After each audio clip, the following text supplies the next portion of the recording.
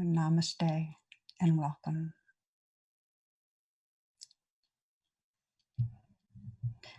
I really am glad to be with you all and maybe invite you to join me for wake up our hearts and minds really together. And also sensing how all of us are, most of us are sheltering in place right now, which is a phenomenal once in a lifetime experience for, I'd say, all of us. Um, and for most of us, really registering, we're in an entirely different world right now, and many feeling the fears, the agitation that really comes with these times. And it feels important to start this way, to acknowledge the magnitude of the pain and the loss, because for so many of us, it's quite close in. I have many friends in my network that are struggling in very immediate ways, family too. And I heard on the news today that one person is dying every 8 minutes in New York City right now. So in the US and in a good number of countries around the world, this crisis is still ramping up. And we know that. So our hearts are together in holding that hugeness of the suffering. I also want to acknowledge something else, which is a sense of possibility, a sense of potential when life falls apart. And through the history of our species, we can see that huge disruptions can be the times of adaptation, where we're tapping our deepest resources of intelligence, of compassion, creativity, generosity. Maybe you've seen this in your own life. I suspect you have. How when everything crashes, when we get really groundless, let's say we've lost a really important relationship, or there's a major sickness or death of a dear one, it can call out our strength and a very deep wisdom and a very deep loving. Mother Teresa once commented, and I love this one. She said, I know God will not give me anything I can't handle. I just wish he didn't trust me so much. And isn't that perfect? Because as individuals and as a species, this is what we're given right now. And we do have the potential and the resilience to handle, to go through this crisis. We've made it through as a species through epidemics and floods and droughts and earthquakes. And historically, and this is what's always so compelling to me, the most defining feature of evolution, this started 10 to 20,000 years ago, is this capacity for compassion beyond just kin. And when things fall apart, that compassion really just fills the atmosphere. We take care of each other in challenging times. Compassion deepens. As my friend Valerie Carr puts it, she says, this is truly a time to know that no one is a stranger. And we can feel that a little more. So in the talk last week and tonight, and then it emerges to be a three-part series, and who knows, our own ways, how they can give rise to self-compassion and really to holding each other with an open heart, with an act of caring, what I call radical compassion. It goes, may whatever circumstances arise, awaken a heart of compassion. So when we encounter difficulty, because this is no matter what circumstances, when we encounter a crisis like this, to have that prayer makes us available to wake up. Maybe we'll pause together here because it's such a powerful reflection. Invite you to close your eyes and take a moment to sense how things are for you right now in the midst of this global pandemic. I mean, some of us are sheltering in more fortunate circumstances, some not, but we're all living with this profound, earth shaking uncertainty and many of us a lot of fear. So just to take a moment and pause, how is this all living in your body? What are the difficulties or challenges that are very real for you right now? And for you, that may include a sense of really the horrificness of what people throughout the world are experiencing.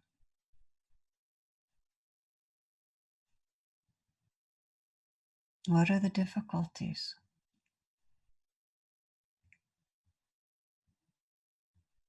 And you might sense that aspiration, this heart. May it awaken more loving, more compassion.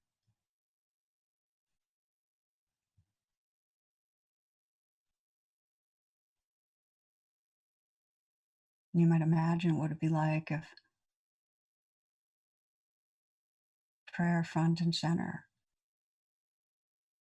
and to continue to sense yourself. What do you wish this would call forth in you? When things fall apart, there's a tremendous potential for what can emerge.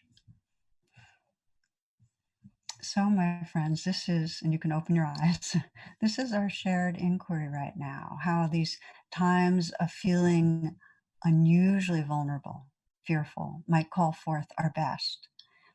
And I asked a handful of days ago in Facebook the question, in your wisest moments, how are you working with the deep suffering that can arise with a pandemic?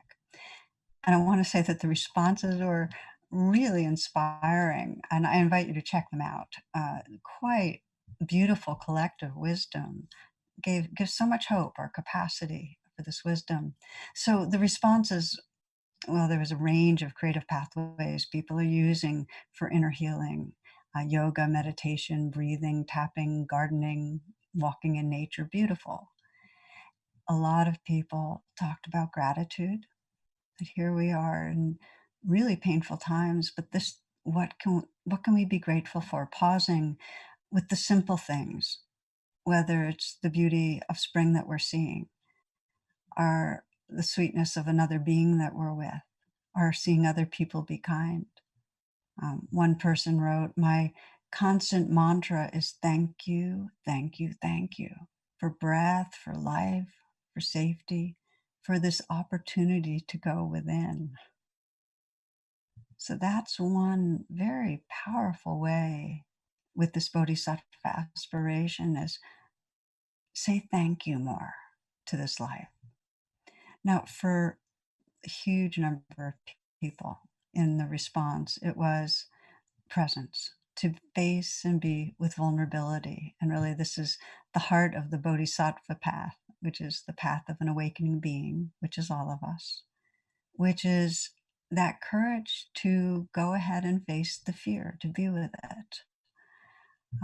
We often explore the rain meditation, which is that weave of mindfulness and compassion, as a tool for that, as a tool for being with the difficulty with presence. And in the responses on Facebook, people described all the different fears and agitation and so on. And many described working with rain. You can hear the recognize rain, just so I name it with you all who might be new to this. The RAIN is an acronym. The translation of each letter is recognize, that's the R, allow, investigate, and nurture. And then after you do those four steps, there's what's called after the rain, where you actually sense the presence that's here, rest in it. That's a critical moment for really learning who we are, discovering who we are. So the recognize and allow is the beginning of being with vulnerability. And here, one person shared, in my wisest moments, I'm just accepting where I'm at. This is fear. That's okay. This is sadness. That's okay. This is a weird feeling. That's okay. You might listen to another one. I'm just going to read it because you can track rain here in a very powerful way. This person writes, in my wisest moments, I recognize that what I'm feeling is fear. I'm afraid. I also feel helpless. What works for me, if even temporarily, is accepting those feelings, investigating them. When it comes to fear, when it's about the future, I tell myself to stay in the moment. When it comes to helplessness, I apply compassion. Then, each time I hear an ambulance, and the sirens are nonstop in New York City, I take a breath for the person who's inside and can't breathe, and I send love to the EMTs that are there. It's so clear. You can hear it that when we find a pathway to bring compassion to the difficulty inside us, it naturally starts extending to others. This is the beauty of rain. Another person wrote, in my wisest moments, I'm able to look outside myself and I'm grieving for the families in Italy who cannot be with their loved ones or hold their funerals. That's going to be more and more of us. And we are a resilient species. We have this capacity to care about each other and to help each other. And increasingly, it's happening now as things are falling apart in our world and during our current sheltering at home. So we can see it. We can see how many people are transitioning relationships online in every possible way, meditating together, Zoom dance parties, dinner parties. Last week, Janet, who's part of our team here working with me, did her Parkinson's boxing class online. It's happening in all dimensions. This is what I'd like to kind of emphasize right here is that this online transition includes really authentic, intimate contact, being vulnerable. And again, this capacity to be with our own vulnerability and each other is what awakens the heart, being real. So, in one of the online groups among members of one of our DC meditation communities, it was a Zoom meeting, and one of the friends in this group joined in from the hospital because she was in isolation, a coronavirus unit, and she was sharing her experience with her friends in the group, the loneliness, what it's like when the only people you have contact with in the room are wearing their hazmat coverings and just sharing and being able to be seen, be heard, be connected in spiritual community. So this is what's possible. We can do it online, and so many are on phones, let me say too. So many have told me about reaching out to dear ones they hadn't been in touch with, people who are having a hard time, other people reaching out to them and really feeling connected. There's a story, a true story I want to share with you, and it stayed with me since I first heard it. Many of you know of Dorothy Day. She was a Catholic social activist. Well, when she was 8 years old, she lived through the San Francisco earthquake. It was of 1906. And she watched people emerging from that devastation and seeing all the adults around her caring for strangers in a way she had never seen before. Really, she was really touched by that.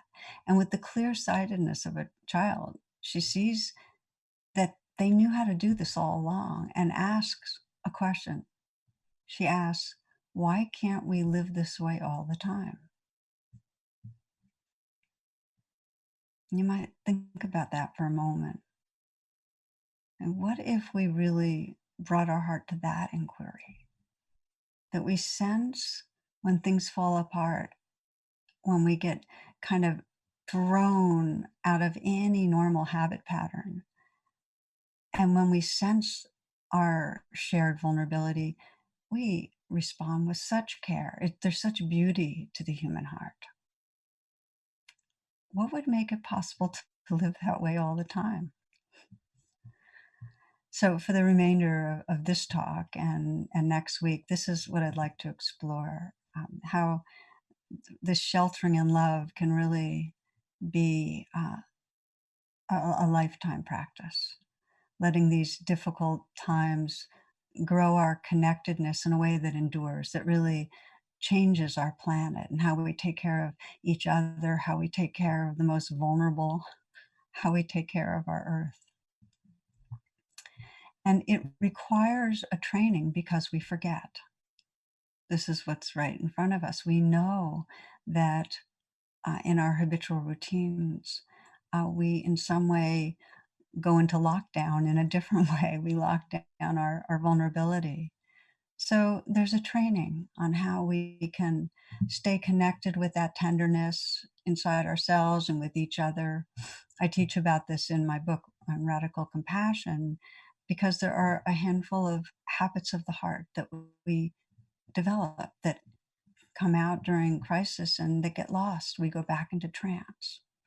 But the key is the one I've been coming back to again and again here, and that is to learn to be with our own vulnerability, to learn to see and recognize it in each other, to have the courage to express it, to listen, to be companions in that. Vulnerability is the portal to compassion. If we're not in touch with it, there will not be compassion. And so during crisis, it's very exposed, and we can, sense, especially for those of us that are taking a pause to be with what's here. Then when we're with each other, it's kind of like, okay, we get it. We're in this together. Now, I'm not talking about getting in touch with our vulnerability if we're feeling traumatized. We have to be really very careful and do whatever we can to nurture a sense of safety before we go right into where the deepest vulnerability is. But for many of us, it is possible to feel it and to feel how it is with each other and to offer help more readily, to receive it more readily. We can see it now. We can see it as Dorothy Day describes it with the earthquake. We're truly in it together, and our hearts are open because we really sense a larger belonging. Okay, so let's look more closely at what happens when we're not in crisis so that we can anticipate the trance, so we can be alert to it. And so we can feel that Bodhisattva aspiration to keep waking up. And what really happens, as we know, is that we all have a lot of strategies to get away from our fear. I often quote that sage who was asked, how to heal, and his response was to ask ourselves a question: what are you unwilling to feel? What are you unwilling to feel? It's a powerful one. So what happens in our more on when we're on automatic is that we're on automatic strategies that actually distance us from our vulnerability, and we are trying to control how we appear to others.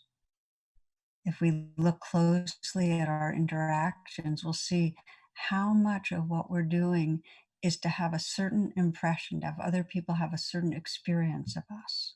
We cover over our vulnerability. We cover over what we don't. It cuts off that empathic flow. So we have to be able to see how that happens with us, because we each have a story in our mind of how we should be. We have a notion of our good self, how we want to be. We also have ideas of how we shouldn't be. This is the prototypical good self, bad self. We have ideas of how other people should be and shouldn't be. And it stops us from being real. So you might again reflect for a moment, closing your eyes. Take a few full breaths.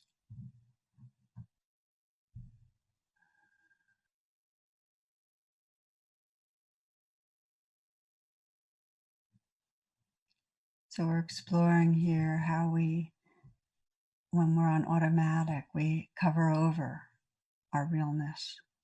You might bring to mind someone that you respect a lot and maybe are a bit insecure around.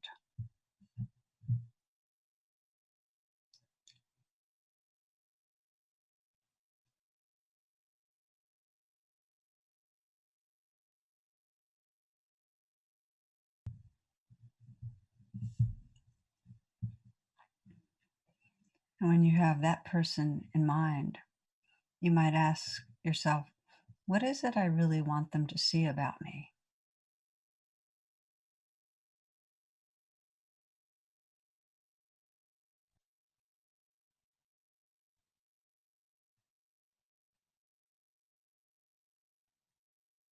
And that tells you a bit about the good self identity that has a certain hook to it. What is it you don't want them to see about you?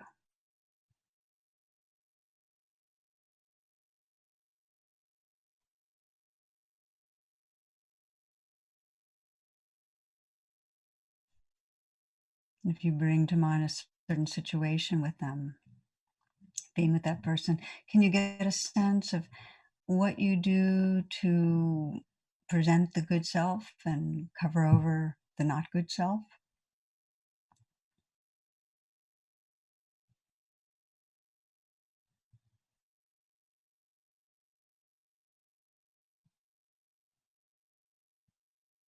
And you might investigate a little because in those moments you might sense, am I relating to what's real inside me? Am I in touch?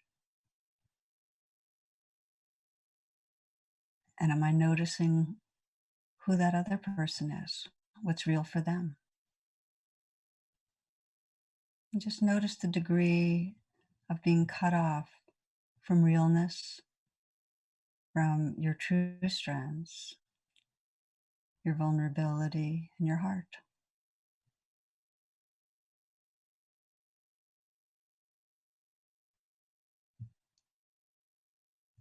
So, what we start finding is our stories about ourselves and others, how we shouldn't be and how we should be, end up preventing us from seeing who's really there and living from our Bodhisattva heart.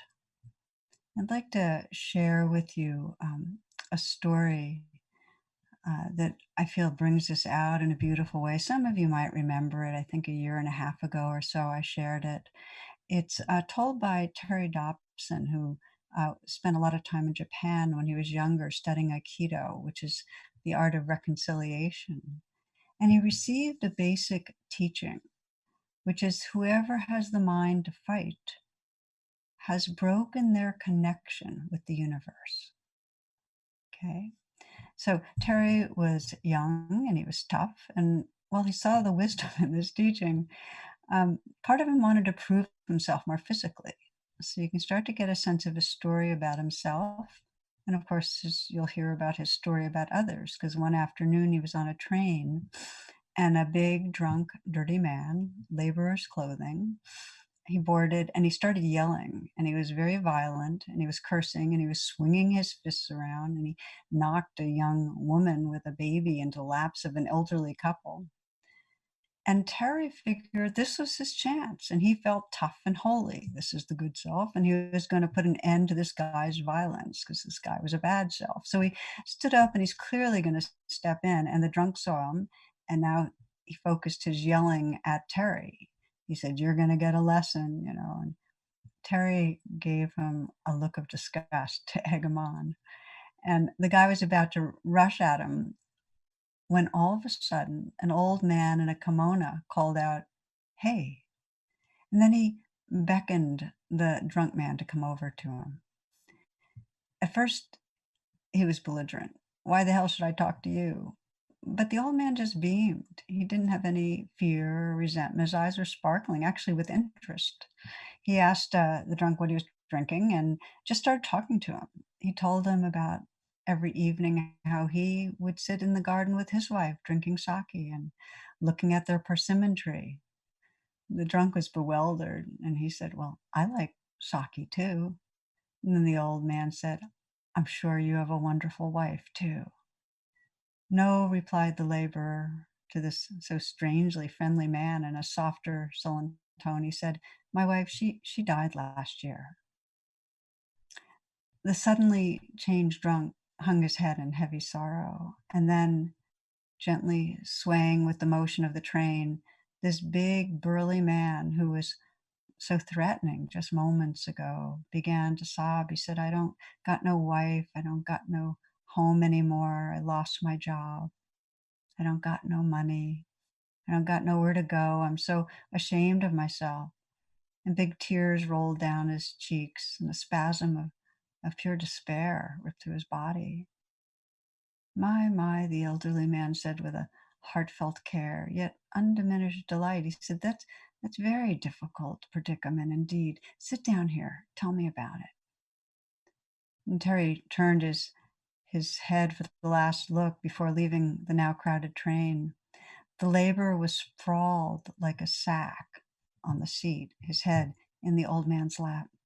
The old man was looking down at him with smiling compassion, his hand stroking the filthy, matted head of this confused soul. Terry described leaving the train dazed, and what he had wanted to do with muscle and meanness had been accomplished with a few kind words.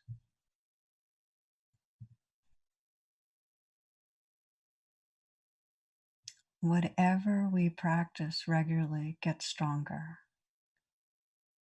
And if we practice judgment and resentment, where we see the mask of the bad other and react to it, those are the muscles that get stronger. And if instead we move through the world and look past the mask, have that interest of, well, who are you and what's going on, that becomes who we are. That Bodhisattva heart gets more and more alive and engaged, and that's what we start living from. So this is the training, or this is one of the trainings that is known on the Bodhisattva path, and it's a essentially a compassion training. It's during crisis. It's when we're not in a formal crisis, to be very intentional, both in terms of being in touch with our own realness and our own vulnerability beyond our good self, bad self ideas. It's like stepping out of the mind and really coming into where life is right here and being with ourselves with compassion, and then being able to see past the mask of others. And in a way, the inquiry is, well, what's it like being you? Really trying to find out. And now is an amazing time as we're sheltering in love in a very real at home way to explore bringing that realness into our relationships with our friends and our family. For some of you who are practicing rain, to explore it with a rain partner. And on my website, there's all the guidelines on how to do that, and a guide and an audio that guides sessions, because when we practice being in touch with vulnerability with each other, there's a field that holds us, and we can sense that we're larger than the currents of fear, and we're larger than the anger.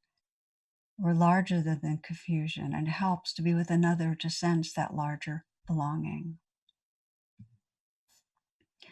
So, as I mentioned, we have this capacity to have the difficulty and the pain and the suffering of the current times really wake up these hearts, really a kind of a leap in our evolution if we're intentional.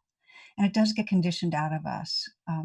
We have it, it's innate to us, this capacity, but it gets conditioned out by a society of children. That it's such a refreshing delight to see a child with their undefendedness, letting how they are be seen in the world.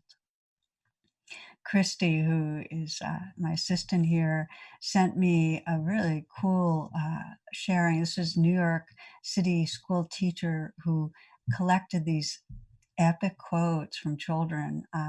And it's called Live from Snack Time. And they're fun, and they're also very poignant and real. And some of them are when children are struggling. And I'm just going to read you a few of them to give you a feeling. I've been having a hard day for the last 2 years. It's an anonymous one, age 4. Another, I'm too sad for pants at 6.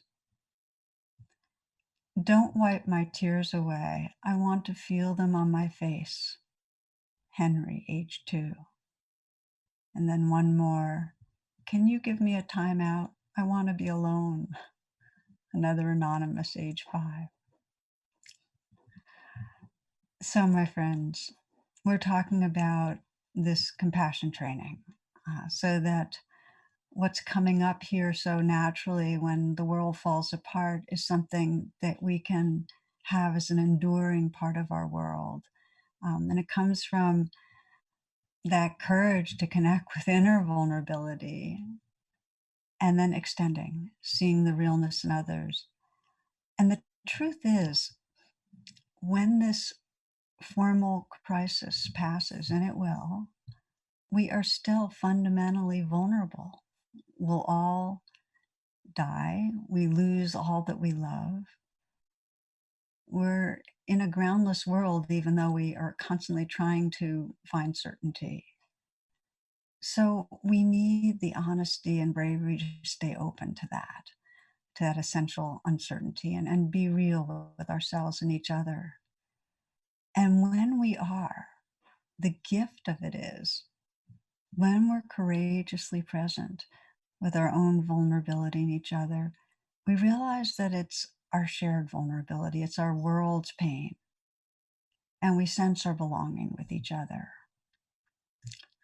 I have a very close friend who's also a poet. I read often from her, Dana Falls. Here's what she writes: everything, everything, every little thing is unique at its surface and indistinguishable at its core. I want to remember this today, the oneness underlying our differences, and the truth that we can never really be strangers, even if we've never laid eyes on each other before. I want to remember this today. So, with that, I'd like to have a closing practice if you'll join me. Um, yeah, so wherever you are, each in our home sheltering places, please again adjust yourself so that you're comfortable. You might close your eyes. And we'll explore again this very simple but powerful pathway to compassion, just opening to the truth of what's here.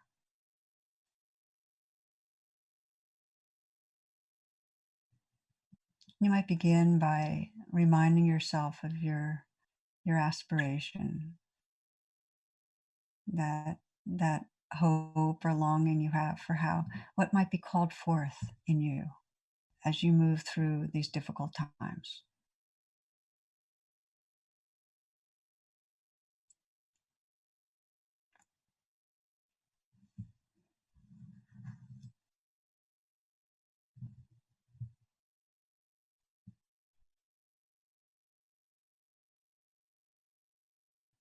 And to feel our collective aspiration that the suffering of these times might awaken compassion, that together we might love our world into healing.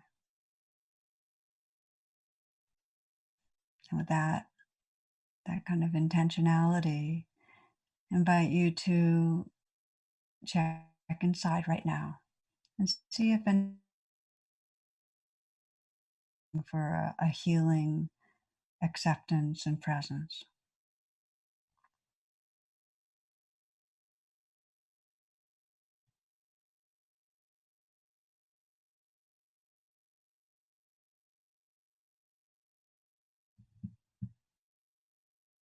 With a very light rain, just recognizing it. You might name what you're aware of, letting it be there, allowing. Investigating by putting your hand wherever you feel it most strongly, your throat, your chest, your belly. Breathing with the vulnerability that's here.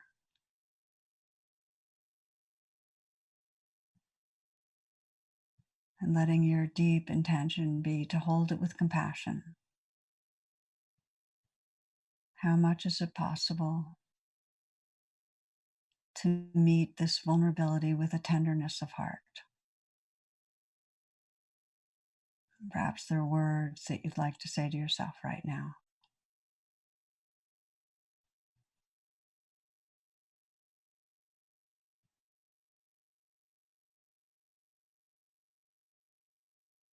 And just notice the heart space that opens up in after the rain, just a little more space, more tenderness. Bringing to mind a dear one who can use your healing attention right now. Someone who's feeling the challenges and difficulties of the time.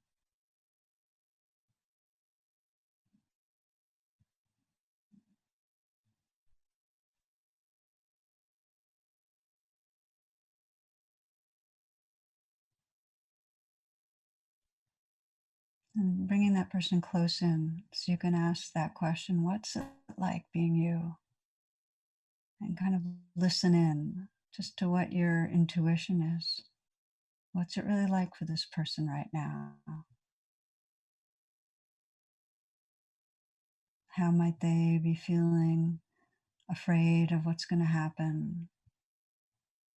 Afraid for their lives or for another person's life or for their financial well being?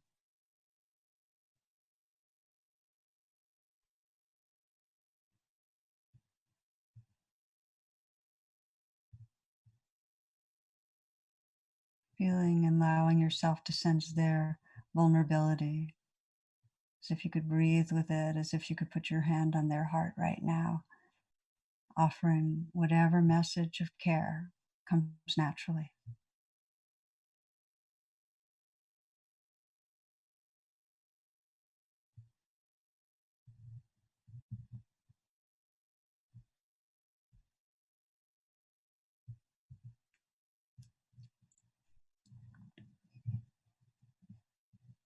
And to widen the circles by bringing to mind a person who's very different from you, someone you don't know well, perhaps a different race, religion, ethnicity, from a different political party. That can be a tough one. Bringing to mind a person of difference.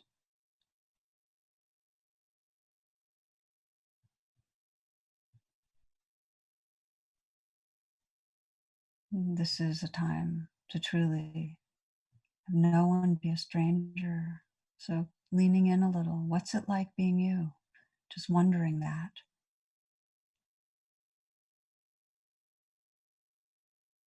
Sensing how this person, like you, wants to be safe, wants to feel secure,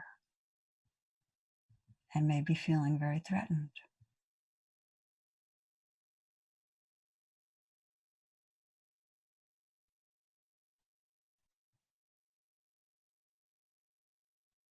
And from this heart space, offering your care.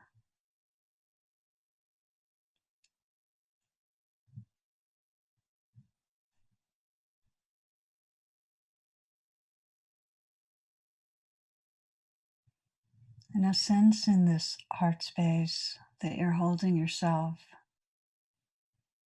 the dear one you brought to mind, difficult person, and just sense how many others are part of this space. Taking a moment in the quietness to sense those around the world that are struggling in the same ways. How no one's a stranger. How we're all feeling the world's fear.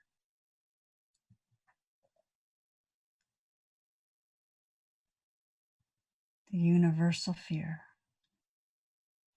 How it lives through all these bodies. And sensing your heart space open it, holding and with deep tenderness, all living beings.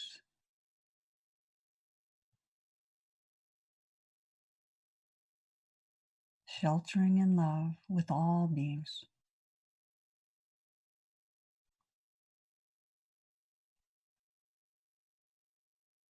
and feeling your prayer for all of us.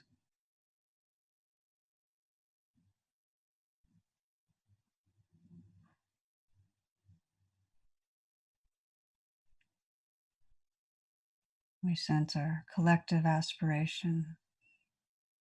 May these times of such great suffering awaken our collective heart space, awaken us so that we can live in a daily way with increasing generosity, sensitivity, compassion, and tenderness.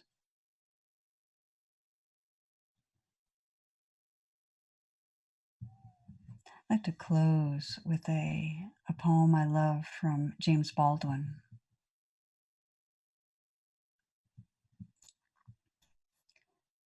For nothing is fixed. Forever, forever, forever, it is not fixed. The earth is always shifting. The light is always changing. The sea does not cease to grind down rocks. Generations do not cease to be born. The sea rises. The light fails. The moment we cease to hold each other, the moment we break faith with one another, the sea engulfs us and the light goes out.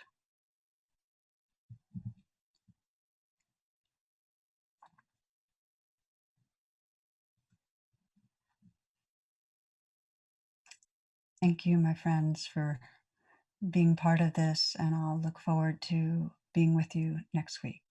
Namaste and blessings. Stay safe and be well.